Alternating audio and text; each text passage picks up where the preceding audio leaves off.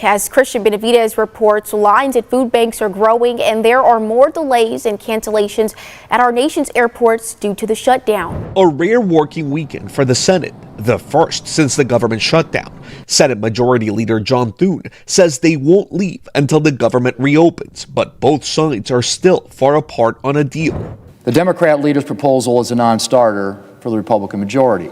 Democrats offered a plan that would extend Obamacare tax credits for a year and fund the government. Doing nothing is derelict because people will go bankrupt, people will lose insurance, people will get sicker.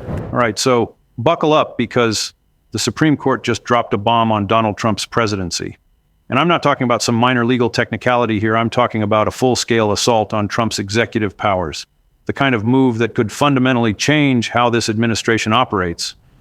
On November 5th, 2025, the Supreme Court heard oral arguments in two massive cases that directly challenged Trump's ability to use emergency powers. We're talking about his tariff authority, his power to fire independent officials, the whole 9 yards. And here's the kicker. The justices didn't seem impressed with Trump's arguments, not even a little bit. In fact, multiple justices openly questioned whether Trump has exceeded the powers given to him under federal law. Can you believe this? The Supreme Court, the same court that's been criticized for being too friendly to Trump, is now potentially about to kneecap his entire agenda. This is wild. The cases are called Learning Resources versus Trump and Trump versus VOS selections. Sounds boring, right? But trust me, what's at stake here is anything but boring. These cases could determine whether Trump can bypass Congress and impose whatever policies he wants using emergency declarations. And if the Supreme Court rules against him, which is looking increasingly likely based on the oral arguments, we're talking about a seismic shift in presidential power, not just for Trump, for every president who comes after him. The implications are massive. But before we go any further, real quick, let's be honest, you can't really trust mainstream media anymore. That's why we built Pump Politics, to bring you real stories, real context, and no corporate spin. If you want to stay ahead of the headlines, join our free newsletter. We'll send the news straight to your inbox every day. Just click the link in the description to join. And if you just want to support what we're doing, join us. Be part of the community that actually cares about the truth. All right, let's get back to the video. Shutdown's going to last, and if we don't get snapped until the shutdown's over, we could end up literally starving. At our nation's airports, long lines and frustration from coast to coast. The FAA ordered airlines cut flights up to 10% at 40 of the nation's busiest airports. Air traffic controllers working with no pay during the shutdown are calling out sick. They're the ones that are working 6 days a week, 10 hours a day. You can do that for a couple weeks, but at one point you're going to get burned out. And that's what we're seeing now. Now let's talk about what actually happened during these oral arguments, because this is where it gets really interesting. Justice after justice pressed Trump's lawyers on the constitutional dangers of unchecked executive power. They weren't buying the administration's argument that the president has virtually unlimited authority during emergencies. And the most damning moment, that came from Justice Sonia Sotomayor. She wrote in a related dissent that Trump's position essentially hands the executive the power to repeal statutes by firing all those necessary to carry them out. Then she added this: the threat to our Constitution's separation of powers is grave. Grave. That's the word she used.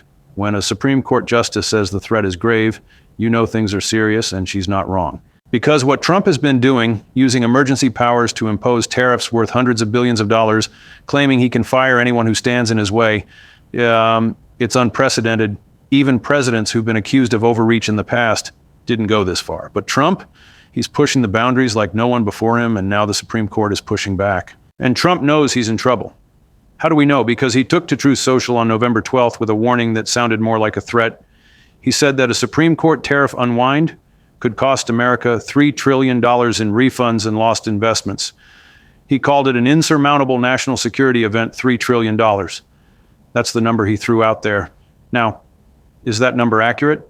Probably not. Trump has a history of exaggerating financial figures to make his point. But the fact that he's even making this argument tells you everything you need to know. He's worried, really worried, because if the Supreme Court strikes down his tariff powers, it's not just about the money, it's about his entire approach to governing. Trump has relied heavily on emergency declarations and executive orders to implement his agenda without having to deal with Congress. If the Supreme Court takes that tool away from him, his second term suddenly looks very different. Much weaker, much more constrained, And for a president who prides himself on being a strong man who gets things done, that's a nightmare scenario. But here's what makes this story even more explosive. This isn't just about tariffs. The Supreme Court cases touch on broader questions about presidential authority. Can Trump reshape major agencies at will? Can he bypass Congress whenever he declares an emergency? Can he fire independent officials who are supposed to be protected from political interference? These are fundamental questions about how our government works, about the separation of powers, about checks and balances. And the Supreme Court, finally, seems ready to put some limits on Trump's expansive view of executive power. This is a huge deal, because for years now, Trump has operated under the assumption that as president, he can do pretty much whatever he wants. He's tested the limits over and over. And mostly say he's gotten away with it, but not this time.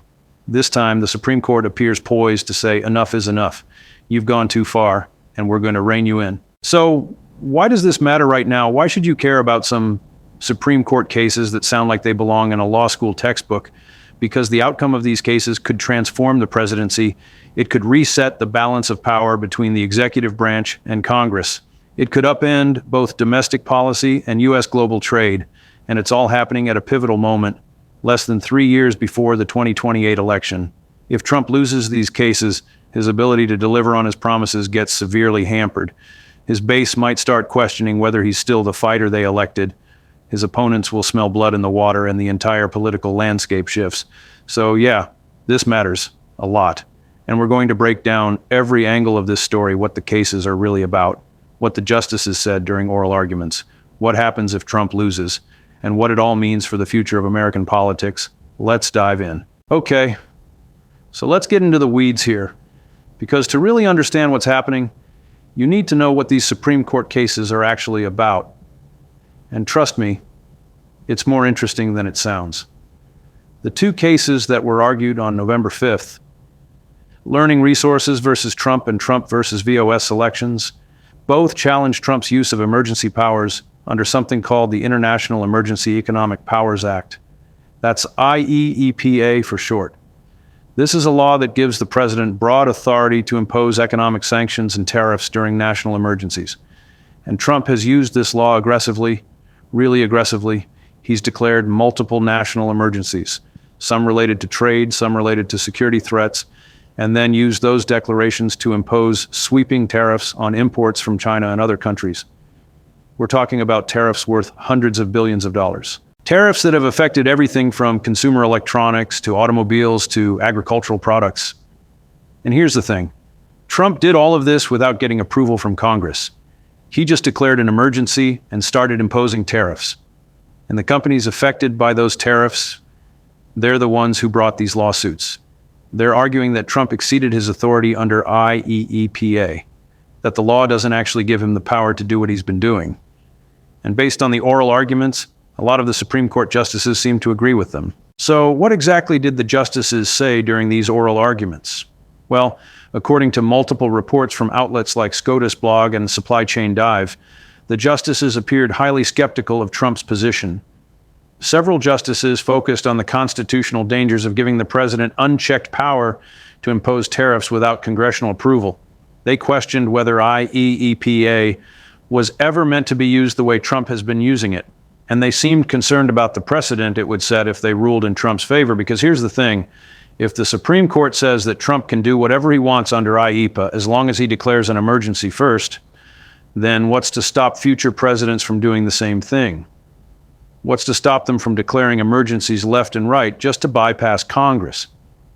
It's a slippery slope, and the justices seem to recognize that Justice Sotomayor's dissent, which I mentioned earlier, really drives this point home. She wrote that allowing Trump to fire officials who are necessary to carry out statutory duties essentially gives him the power to repeal laws.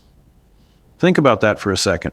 If the president can just fire everyone who's supposed to enforce a law he doesn't like, he's effectively nullifying that law. And that's not how our system is supposed to work. Congress passes laws. The executive branch enforces them. But the executive branch doesn't get to decide which laws to enforce based on the president's personal preferences. That's not separation of powers. That's consolidation of powers. And it's dangerous. Now, Trump's defenders would argue that he's just doing what's necessary to protect American interests.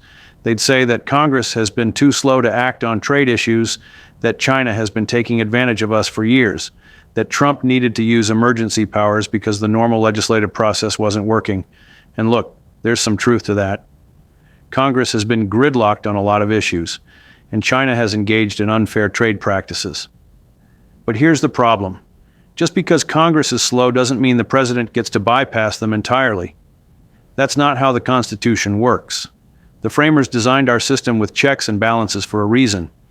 They didn't want any one branch of government to have too much power. And what Trump has been doing, declaring emergencies to get around Congress, it undermines that entire system. And the Supreme Court knows it. That's why they're taking these cases seriously. That's why the justices were so skeptical during oral arguments, because they understand what's at stake here. It's not just about tariffs, it's about the future of presidential power. Let's also talk about the economic implications of all this, because if the Supreme Court rules against Trump and strikes down his tariff authority, the economic fallout could be massive. According to Vox and CNBC, we could be looking at billions, maybe even trillions of dollars in refunds that would have to be paid back to companies that paid those tariffs. Trump claimed it could be $3 trillion. Other estimates are lower. But even if it's just a few hundred billion, that's still a huge hit to the federal budget. And it's not just about the refunds. It's about the uncertainty it creates for businesses. Companies have made investment decisions based on Trump's tariff regime. They've restructured their supply chains. They've moved manufacturing. If the Supreme Court suddenly says all those tariffs were illegal, what happens to those investments? Do companies try to unwind them? Do they sue the government for damages? It's a mess. And it's exactly the kind of economic chaos that Trump warned about in his Truth Social post. Now, I'm not saying Trump is right about everything, but he's right that striking down his tariffs could create serious economic disruptions. The question is whether that's a reason to let him keep exceeding his authority, or whether it's just the price we pay for restoring constitutional limits on presidential power. And here's another angle that's not getting enough attention. These cases could affect way more than just tariffs, because the legal principles at stake, the questions about emergency powers and presidential authority, they apply to a whole range of issues. Can Trump use emergency declarations to redirect military funding for border wall construction? Can he use executive orders to reshape federal agencies? Can he fire officials who are supposed to be independent?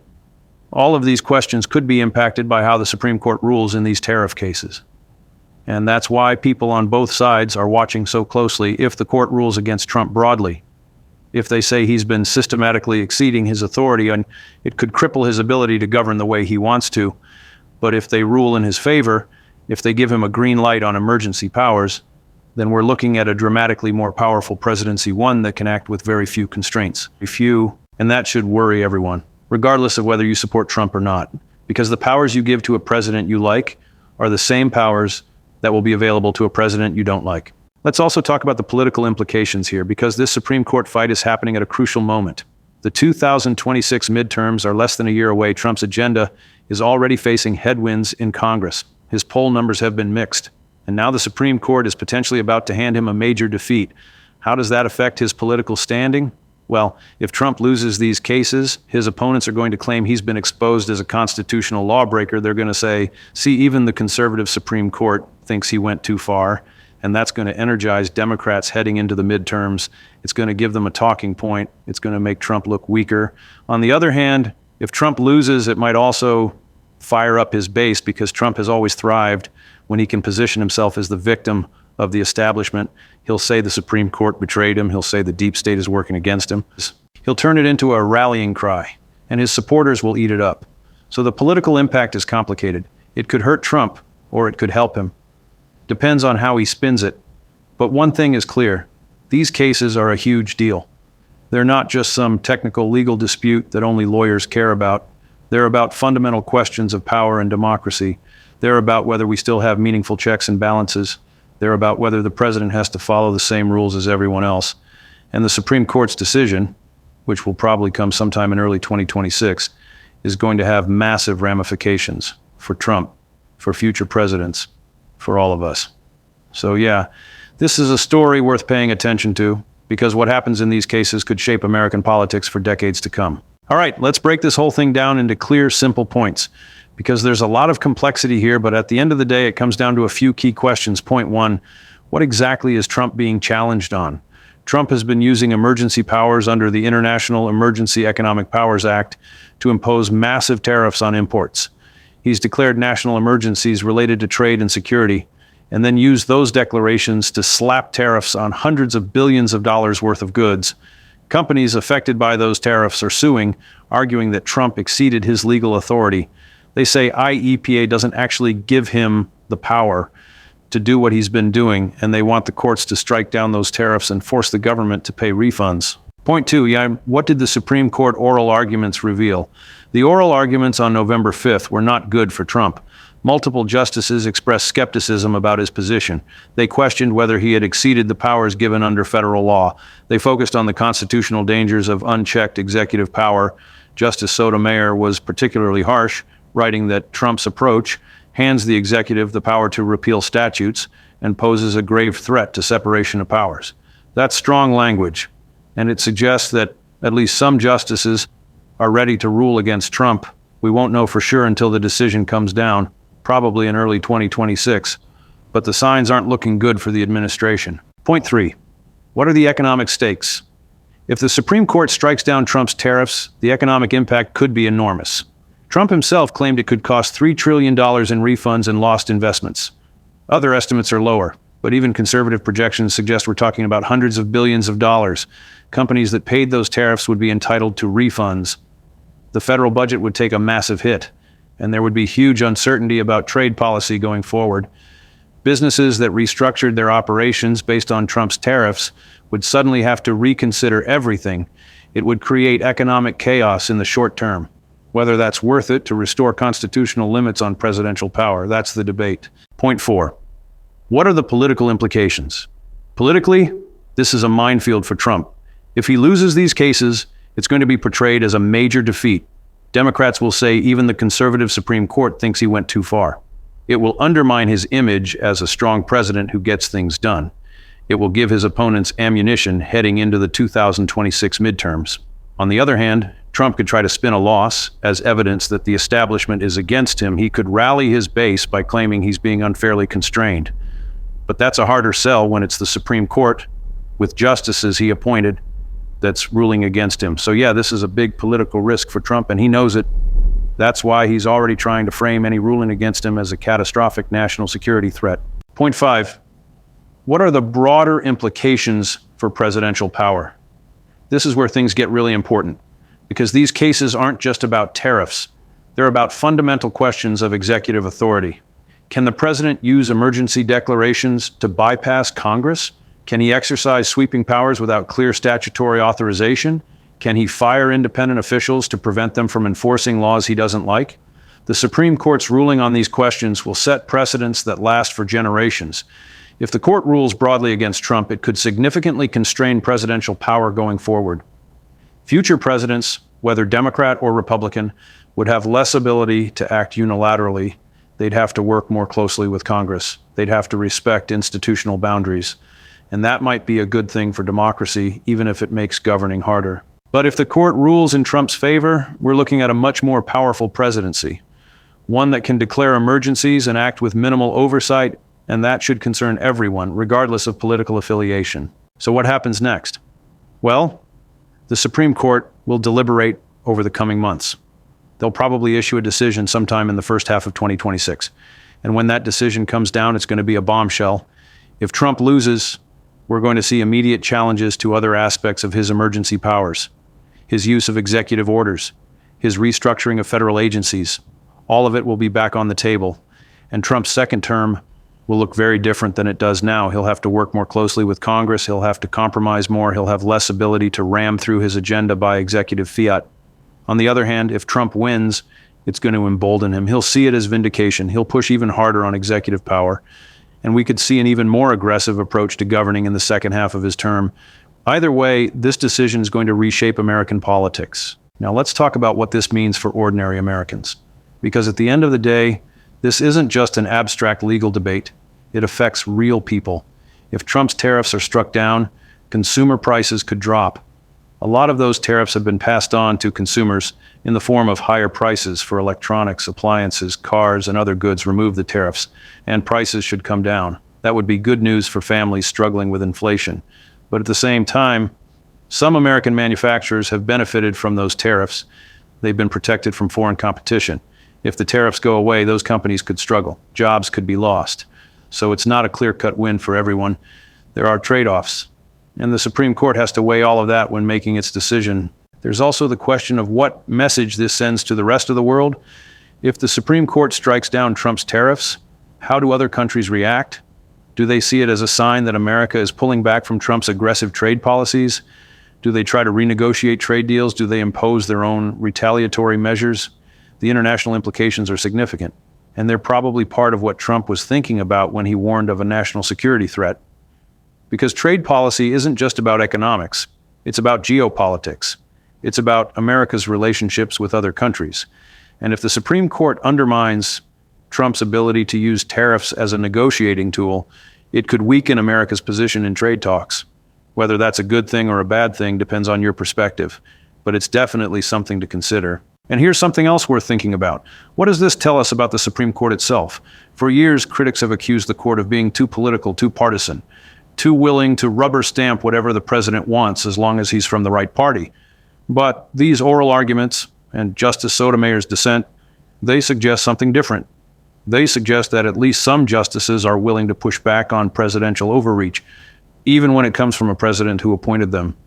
That's actually kind of encouraging.